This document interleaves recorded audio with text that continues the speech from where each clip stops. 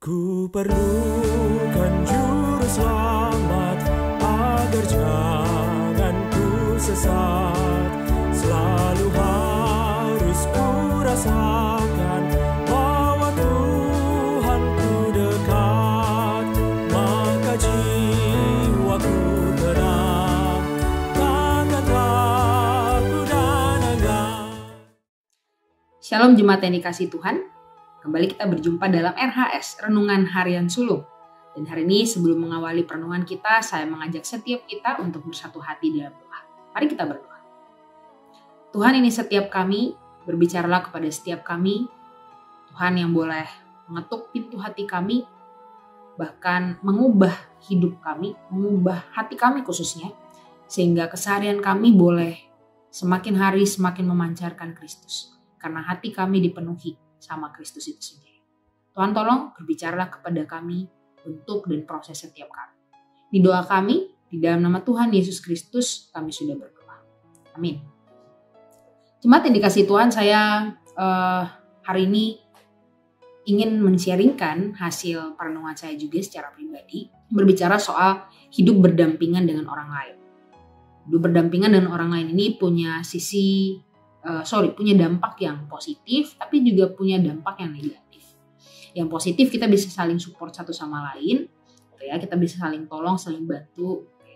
Tapi di sisi yang lain, dampak negatifnya saya melihat bahwa akhirnya manusia ini memiliki worldview yang mirip, cara pandang yang mirip, yang harusnya berdasarkan firman Tuhan, tetapi hari-hari ini akhirnya cara pandang kita terhadap sesuatu, cara hidup kita berdasarkan apa yang orang lain pikirkan, apa kata orang.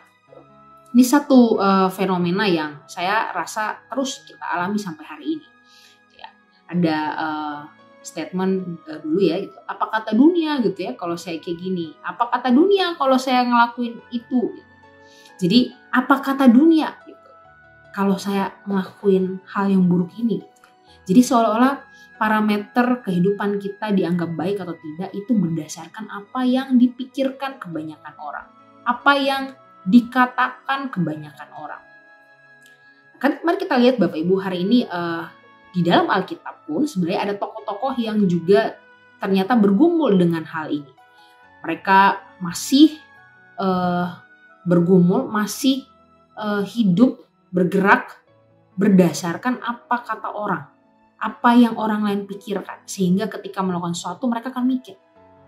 Mari kita sama-sama lihat Bapak Ibu dari Matius 26 ayat 69 sampai 74. Saya yakin Bapak Ibu semua pasti sudah pernah mendengar kisah ini. Matius 26 ayat 69 sampai 74. Pastikan Bapak Ibu tetap buka Alkitab Bapak Ibu sekalian, karena kita akan buka juga satu bagian firman Tuhan lagi. Matius pasalnya ke-26 ayat 69 sampai 74 dikatakan begini. Sementara itu Petrus duduk di luar di halaman, maka datanglah seorang hamba perempuan kepadanya. Katanya, engkau juga selalu bersama-sama dengan Yesus orang Galilea itu.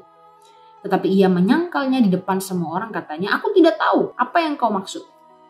Ketika ia pergi ke pintu gerbang, seorang hamba lain melihat dia dan berkata kepada orang-orang yang ada di situ, orang ini bersama-sama dengan Yesus orang Nazaret itu. Dan ia menyangkalnya pula dengan bersumpah, aku tidak kenal orang itu. Tidak lama kemudian orang-orang yang ada di situ datang kepada Petrus dan berkata, pasti engkau juga salah seorang dari mereka. Itu nyata dari bahasamu. Maka mulailah Petrus mengutuk dan bersumpah, aku tidak kenal orang itu, dan pada saat itu berkokoklah ayam. Bapak Ibu, ini yang dialami Petrus.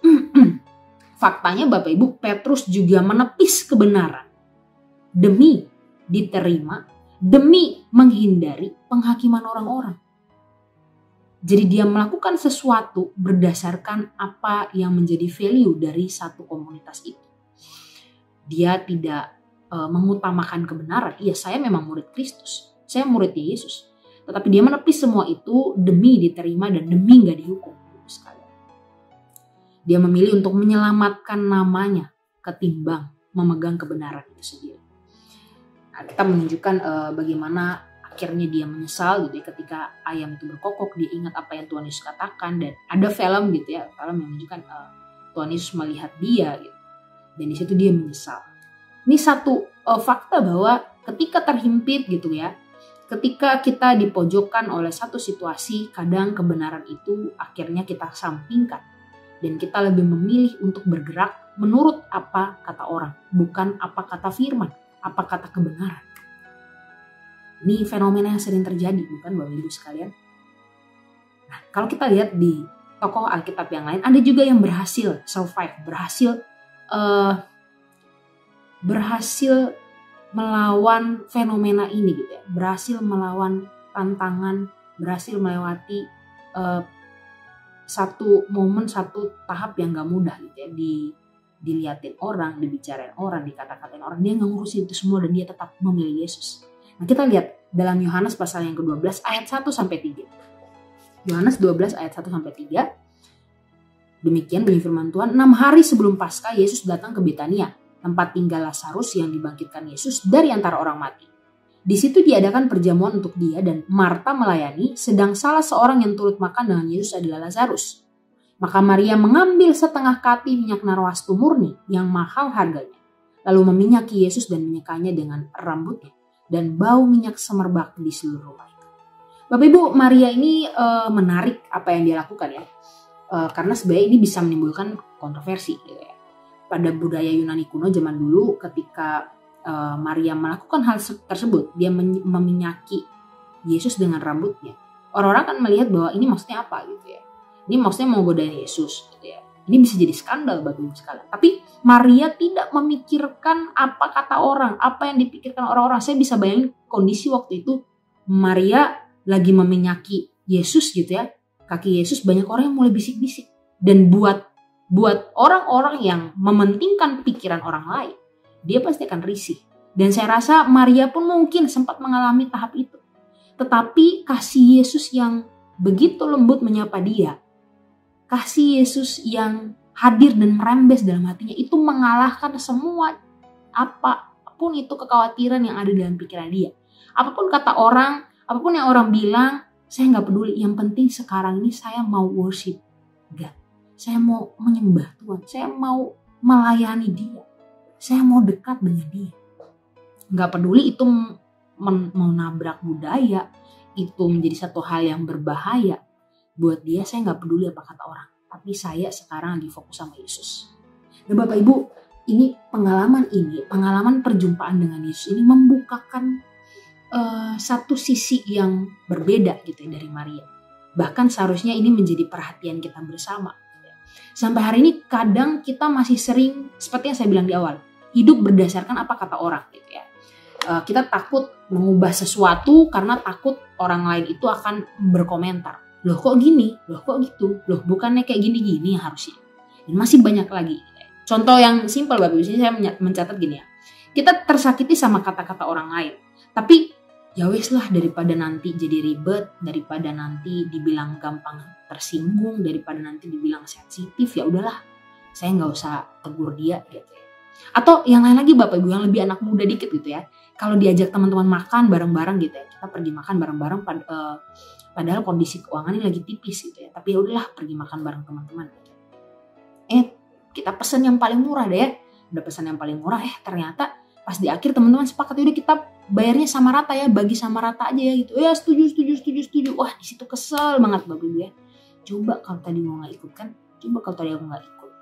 Uang lagi kantongnya lagi kering, tetapi harus bayar sama rata gitu ya. Padahal udah pesan yang paling murah.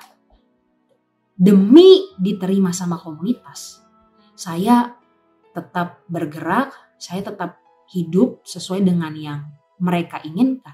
Padahal kondisi saya lagi gak memungkinkan. Itu fakta-fakta real Bapak Ibu sekalian, bahwa kita bisa jadi hidup berdasarkan apa kata orang, apa yang orang lain pikirkan. Padahal Bapak Ibu sekalian, jelas sekali tadi kalau kita lihat belajar dari Maria, ada hal yang jauh lebih besar yang harusnya mampu menggerakkan kehidupan kita.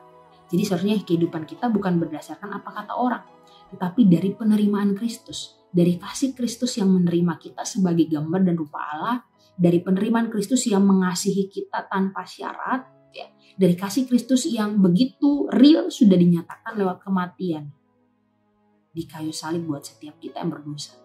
Harusnya itu cukup membuat kita mampu berjalan hidup dengan baik sesuai dengan firman Tuhan. Bukan sesuai dengan apa kata orang lain, Bapak Ibu sekalian. Sebenarnya nggak salah sih Bapak Ibu ketika kita memikirkan apa yang orang lain pikirkan. Karena itu bisa jadi cara Tuhan untuk mengevaluasi diri kita gitu ya. Kita mungkin bisa belajar banyak hal, bahkan kita belajar memahami orang lain gitu ya. Tapi yang salah di sini adalah ketika gerak kita, ke aktivitas kehidupan kita setiap hari terkontrol dari apa kata orang. Kita takut, kita pengennya dilihat baik terus Bapak Ibu sekalian. Makanya penting sekali kita ingat bahwa kasih Yesus mampu membebaskan kita dari semua kebutuhan untuk diterima, untuk dipandang baik, untuk dilihat baik-baik saja, untuk diterima komunitas. Kristus sudah cukup buat saya. Sehingga saya nggak akan terlalu memikirkan dengan sangat khawatir apa kata orang, apa yang orang lain pikirkan. Prosesnya harus bagaimana Bapak Ibu sekalian? Saya mencatat ada 2 hal. Pertama, kita harus terus mengevaluasi setiap momen yang kita hadapi. Setiap momen yang kita temui, kita perlu mengevaluasi, kita perlu lihat. Saya masih suka, masih pengen dilihat baik nggak sama orang-orang. Ketika saya melakukan ini nih, kenapa ya? Apa karena memang saya mau melakukannya? Atau karena biar dilihatnya ya saya aman-aman lah gitu ya. Biar orang-orang nggak ngomongin yang aneh-aneh gitu ya. Jangan-jangan sampai hari ini saya masih seperti itu.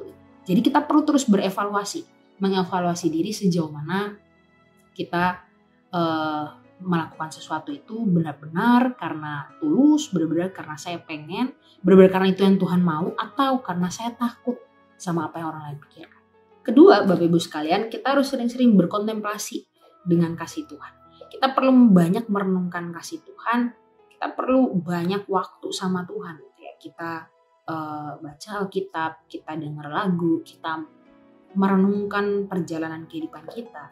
Kita perlu peka, minta Tuhan kepekaan Bapak Ibu sekalian. Ini penting banget ya. Minta Tuhan kasih kepekaan untuk melihat setiap proses yang kita jalani itu menunjukkan Tuhan sayang.